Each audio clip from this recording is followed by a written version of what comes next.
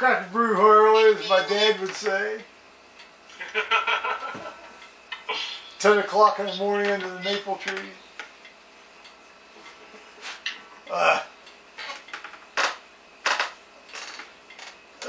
God blesses everyone. Yep. Let us cast aside the armor. Let us cast aside the works of darkness and put upon us the armor of light. So what rubbish did you have to listen to about discernment this morning? Surprisingly none. It was just that wonderful, first Sunday in Advent collect that initiates the new church year, and it's one of the ones that have remained originally as Cranmer wrote it in the U.S. Episcopal pantheon of stuff, and you can't fuck that one up, and he didn't, and he didn't really talk much about that. He talked a lot about be alert, keep watch and all that, like the gospel did, Matthew 24. And I had forgotten that the Romans 13 reiterated the collect, or actually the collect reiterates Romans 13, which I normally don't have too much truck with because it talks about authority and submitting to authority. And it's one thing to submit to God's authority, but it's quite another thing to be lockstep instructed to submit to earthly authority. Just ask the people in Cuba now that fuckhead, tyrant, evil oppressor is dead. Finally shedded that asshole. Finally. Boy, he bamboozled everybody in the late 50s and early 60s. Well, and I guess up until now, given all of the moneyed starlets and stars and wannabes, and hell, like this Trudeau guy, crawling up his behind. Yes, I just saw something come in called animal porn. I found them. Let's take a look here real fast. Oh, the donkey show. Oh, I'm not gonna click onto this link, but you must watch this. I'll have to send you the link. Now what happened here? Here we go.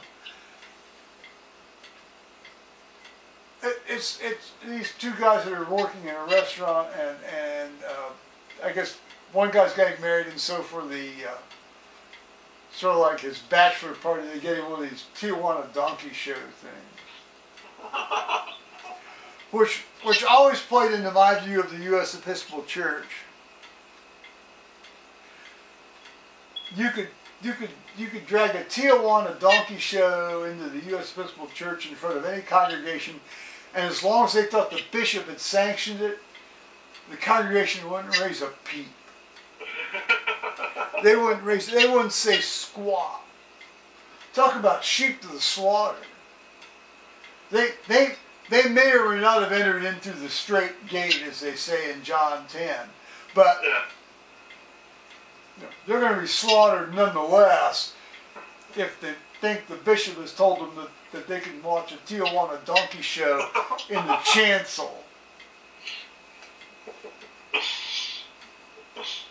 I somehow don't think that, despite that little play that was put on,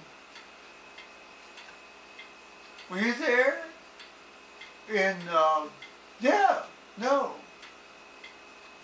No, you weren't there. This was in Glossop. They put on some little play when I was there in Glossop. And I somehow don't think that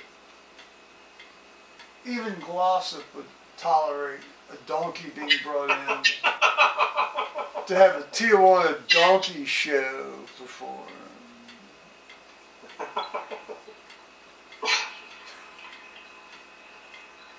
No, that's why I don't think the Church of England would sanction anything like that.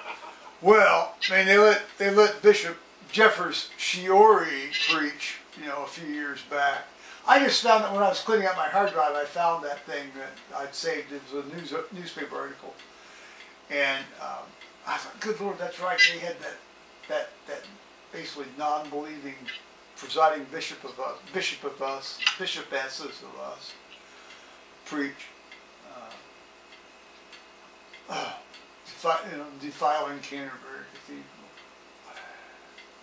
I don't care. It has nothing to do with her being a woman. It has everything to do with her being not a believer in the resurrection. I mean, what did they exactly preach on Easter Day then if they don't believe in it? Feeling good, being happy. Well, there's a lot of talk. Admittedly, there's a lot of preaching that talks about how you're supposed to behave as a Christian. Yeah. All right, fair enough. But there's very few sermons you hear that reiterate the central truth of Christianity. Yeah. God became incarnate as His Son, Jesus Christ, and died for us to redeem us from our sins, and He was resurrected from the dead 3 days later and ascended into heaven. And because of that, if we believe in that, we are incorporated into His life. Yeah. Especially if we try to behave as He showed us how you should behave. The ultimate visual aid, if you will. Yeah. But do you hear them talk about that? Yeah. For the most part. Now there are some that do preach that way, and that's good. Yeah. Good for them. Excellent. I think it's the opposite way around in the Church of England. Oh, really? Yeah. Oh. Well, I certainly didn't hear any of these touchy-feely, feel-good sermons when I was there. No, I mean, that's it. We don't have the touchy-feely sermons. We do have the profession of faith, if you like. Well, we always say the Nicene Creed on a Sunday. We don't necessarily No, do but it. I meant it's sermons. Yeah. Oh, yeah. Sermons. Yeah, sure. Well, and that was great. I mean, that was one of the great things about being over there. Being able to go to at least 12 services. Yeah. I mean, most of us, as you saw from the two ones at Priory, quite religiously based. Oh yeah. Oh, based. Absolutely. None of this touchy-feely sort of crap, oh, what a nice guy. Oh, yeah. Jesus was just a really nice guy and all that. No, well, and plus that church is so beautiful, and it's laid out so beautifully, and the way, liturgically, even if you're, where you sit in the nave. Yeah. But looking forward, it's not as if you're separate at all from the folks who are in the farther reaches of what we call the chancel area. I don't know the proper term for it. The choir area would be one area, but you don't have a proper choir on either side. You've got the choir that's off there by the organ. Good choir.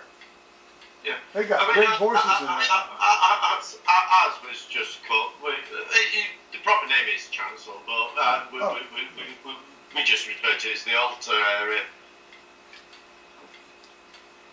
Of course, then it's in my Methodist church where I grew up, it was what they called the sanctuary. Well, the sanctuary could refer from anything to the space outside the back doors into the nave area to up by the and of course you never really have a proper altar in the Methodist church. Well, at least in ours we didn't.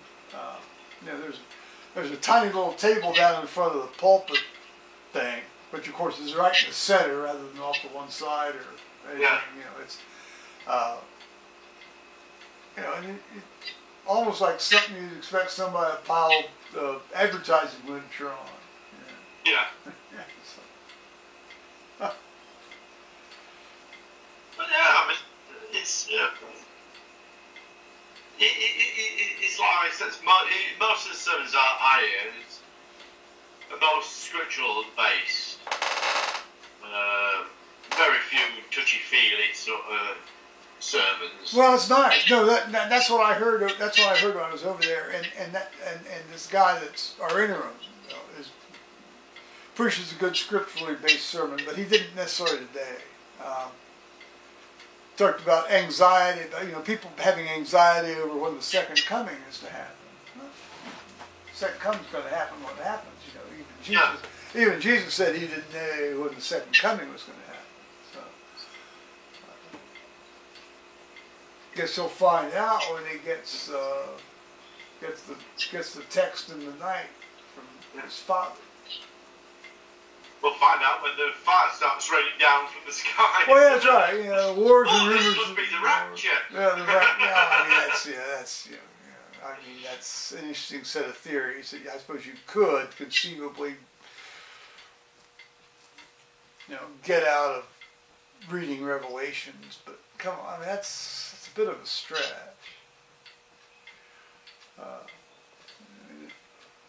That's hard to say. I mean, it's one woman, one fellow will be left at the plow, and the other one, two women will be talking, and the other one will be, left. And,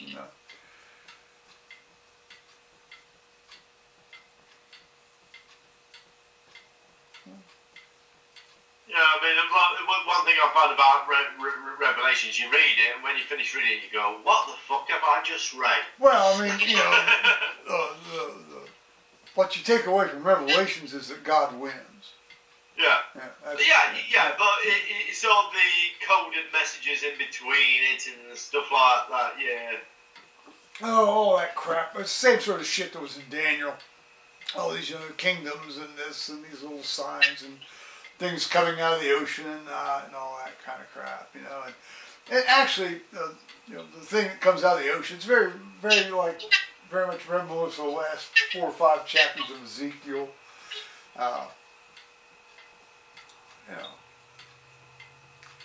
Yeah, okay. I mean, I think to spend too much time trying to specifically interpret is a waste of time. And I have a feeling, we've talked about it enough. I know you do too. So, it is what it is. It's a statement of the writer. I'm very willing to say whoever's name on it wrote it. So sometimes I read Revelations and I can imagine John going, I know, let's put a 7-headed beast coming out the ocean with 7 crowns on it. Well, I mean, that's very much like, Daniel had the same image, and it's... you read through it and you think, this guy's either been on drugs or something like that. Oh, well, there's no question that a lot of these guys had to have been on something. I mean, there's, basically any bush that's got berries on it that are like waist high, most of those are atropine-like berries, belladonna-like berries, scopolamine-like berries, unless they don't flat out kill you outright, like having something that's actually poisonous. Yeah. You can eat these things. Now, if you ate enough of them, they would kill you. But, it really messes up your head. I gave an awful lot of scopolamine-like drugs to people. And I can tell you, it really fucks up their head. Sometimes in a nice way, more often than not. Yeah. But occasionally you get somebody that's got a problem that when he gets hold of that stuff and it starts floating around in his head. I mean, the drug side of it. I love Robin Williams when he talks about, when he was on drugs and stuff like that. Well, it's like Richard Pryor did the routine of when he set himself on fire, Yeah. when he was doing freebase cocaine, It's great because he does one of these inside the actor's studio things. He's talking, about his career, and they talk about him giving up drugs, and he says, "I had to give up drugs because, kid came along. He says you can't be paranoid with a kid and with a kid, sat there going, you know, he says, for start off, a transformer. You know, these robots that change. You know, is it a car? Is it a robot? It's a car. What the fuck is it? There's a special place in hell for the guy that devised those things, let alone for the people that wrote the so-called movie about it, you know. And then, you know, when he's drunk, hey, here's a turn up. Daddy's going to throw up over you. Type of thing, you know. But the way he does it is so fantastic that you just stand there and laughing. Robin Williams is a master, yeah, a master, and I have a sense. Well, I don't know. You know, it's interesting. How does he? You know, everybody who's good at their work always thinks about their work. But did Robin Williams realize that he was so good at his work that he had to think about his work? He didn't think about his work. He said it's freeform. He comes up with his idea and it just goes, and then it goes up at a junction and then another junction.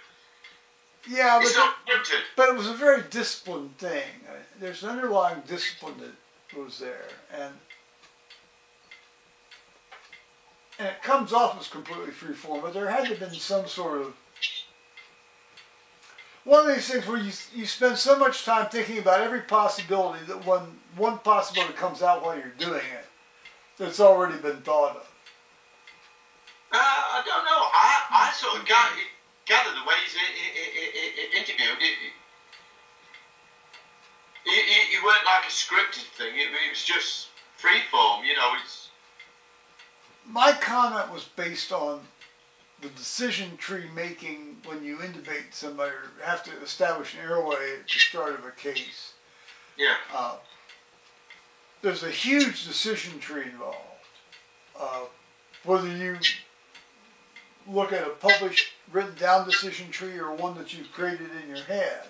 It's like, what's going to... Right, I get what you're about. I think it was all created in his head, but it wasn't a hard line. Yeah. So what I'm saying is, when he went on one of these free-form things, was it truly free-form, i.e., first time I'm thinking about it?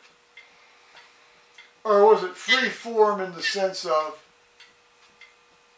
I've thought about this routine or questions that would lead to this routine many, many times before, such that I can make it seem as if it's completely off the cuff and free-form? Because that's what a pro would do. A pro would do that. And he was a pro. Yeah, obviously he thought of jokes and stuff like that, but I think when it came to his act, he just went with the flow and decided, you know, and brought all these ideas together. Yeah. But they said when you go and see, you know, you go and see some comedy shows and you go one night, and then you go 2 or 3 nights later, and it's probably exactly the same show. With him, it's not, because different things happen, and it just freeforms. Well, yeah, no, he was sui generis, and it's sad that he cacked himself off. Yeah.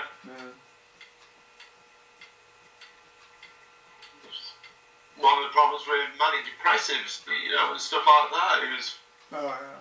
Plus, also, it turned out it started with Parkinson's.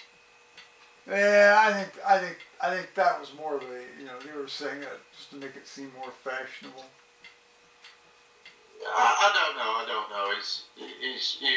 But that's what the report came out a few weeks ago. It's starting with Parkinson's disease. So, I mean, that can as I understand, one of the symptoms of it is severe depression and type of thing. I'm going to say mid a video, and I'm going to turn this thing off. Go on then.